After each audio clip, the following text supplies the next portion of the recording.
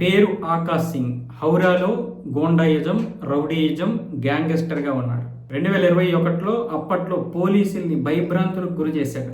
2021 ఎలక్షన్లోనూ, అంతకుముందు ఆ తర్వాత హౌరాలో ఒక 20 బాంబులు వేసి ఎంతోమంది ప్రాణాలు తీసి అక్కడ ఒక యుద్ధ భూమిగా మార్చాడు. 2021 అంటే మొన్నే 5 సంవత్సరాల క్రితం. ఆ రోజు నుంచి కూడా మమతా బేగం ప్రభుత్వం వీడిని కాపాడుతూ ఉంది. ఎప్పుడైతే ఇక్కడ సువేంద్ర అధికారి మొదటి రోజు ప్రమాణ స్వీకారం చేశాడో, ప్రమాణ స్వీకారం చేయడానికి 3-4 రోజుల ముందే వీడి మీద రెక్కి నిర్వహించి వీడిని పట్టుకోవడం అయితే జరిగింది. ప్రమాణ స్వీకారం చేసిన తర్వాత మొత్తం వీడిని పట్టుకొని ఇక్కడ ఉన్నటువంటి ప్రజల యొక్క భయాన్ని పోగొట్టడానికి రోడ్ల మీద ఈ విధంగా నడిపించుకొని తీసుకొని వస్తున్నారు.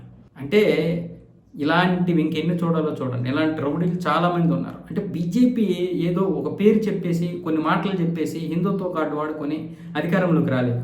ఇచ్చినటువంటి వాగ్దానాలు నెరవేరుస్తుంది. అటు ప్రజల పరిపాలనలో కూడా నిమగ్నమైంది, ఇటువైపు ఈ యొక్క రౌడీల యొక్క భారతం కూడా పడుతుంది.